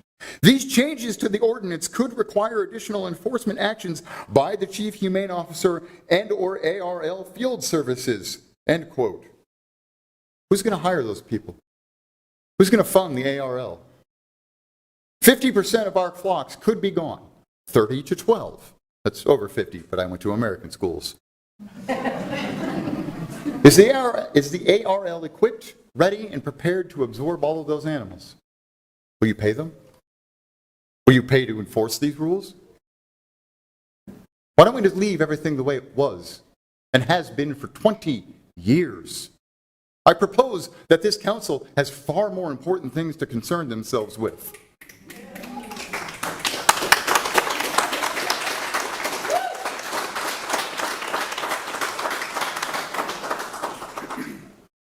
The people of Des Moines are clearly here, speaking, showing you their passion about this ordinance and how it affects their lives, not just in person, but out in the hallway, including the 161 people who signed the online petition. We are here today to speak on behalf of keeping our 30 chickens and our roosters. If there are truly neighbors who are offended, thank you. Where are they? Ed Fallon. Ed Fallon.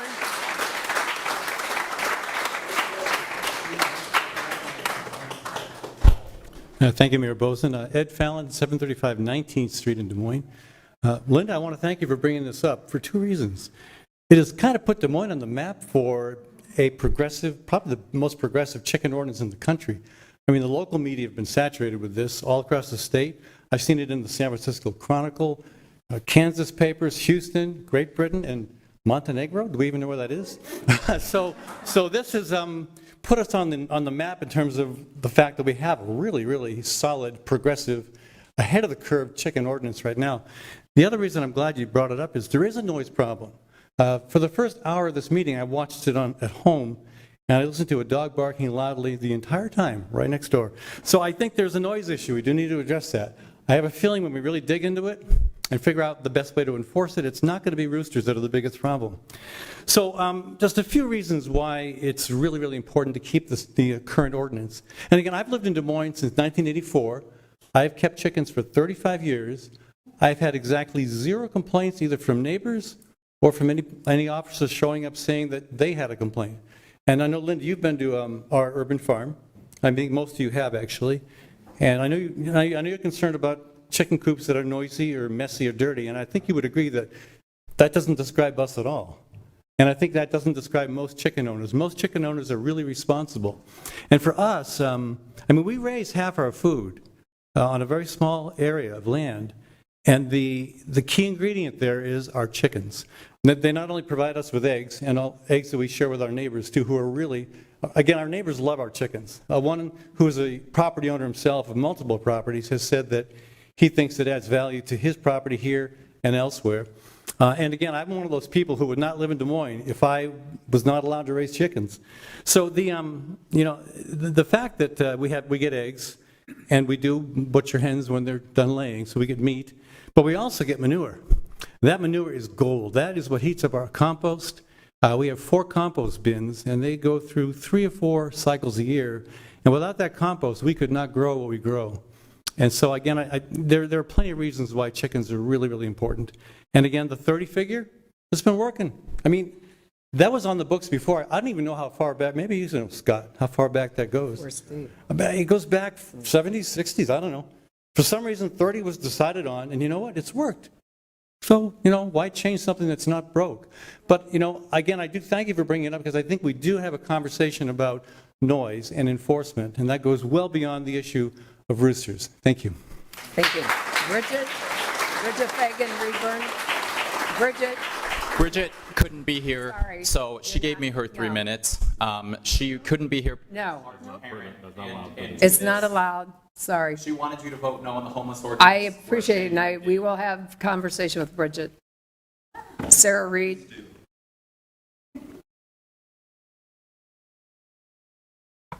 My name is Sarah Reed. I've lived in Ward 3 for my literal entire adult life. I'm asking you today to please reconsider changing the city code as it relates to chickens and roosters.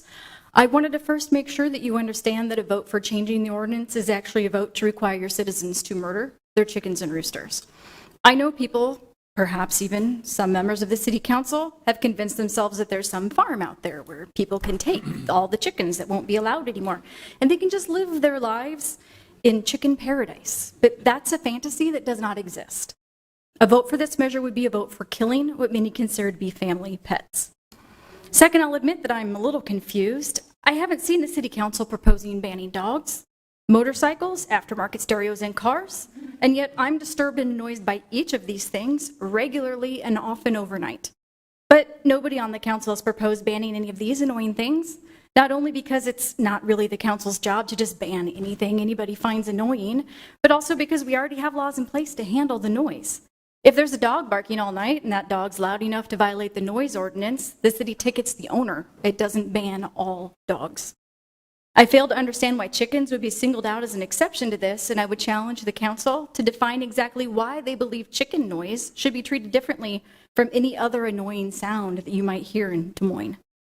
I'm also confused on another matter. I can't understand why the city council would want to reduce residents' ability to feed themselves and others at a time of record high grocery prices and low food pantry inventories. Chickens provide not just eggs, but also meat. Roosters aren't obviously needed to get eggs, but they are needed to ensure future chickens. And I think the pandemic taught us all that we can't always rely on supply chains to supply us with eggs or with meat or with day-old chicks to get new chickens for the next year. I would ask that if the council is determined to pass this ill-advised and unnecessary measure, that you would at least give it several months before it's effective to give chicken owners a chance to move out of town. Thank you. J.C. Van Ruffel. Is J.C. here? Ben Lynch.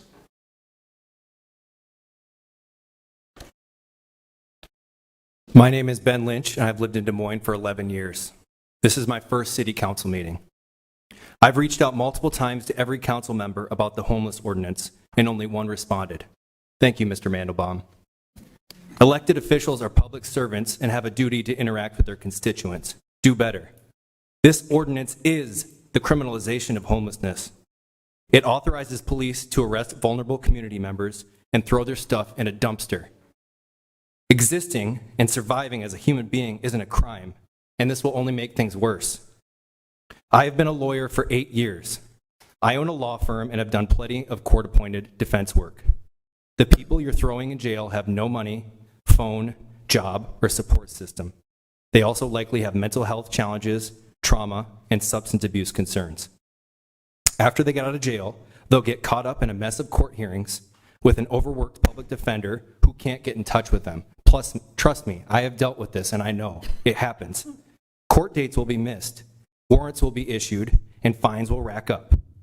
The few who can keep up with court will then be ordered to do community service? Are you serious? These homeless people are the ones who need our community service, not the other way around.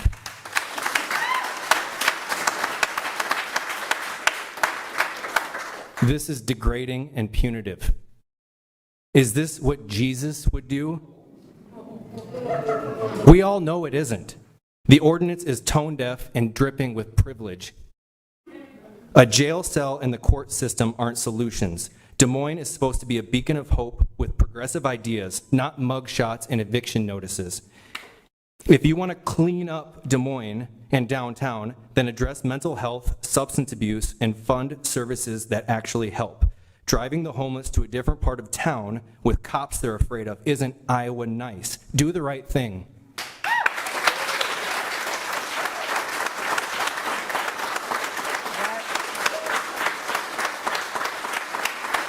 Okay, that is the last of our speakers. So with that, motion to adjourn. Second. What? What was that? Receive and file. I thought we already, we did the receive and file of the papers we got. I thought we already. The speakers. Oh, sorry. You wanted that motion? I'll move Yeah. receive and file. All the speakers. All the speakers. And the speakers. Okay. So it's been moved and seconded. All in favor? Aye. Aye.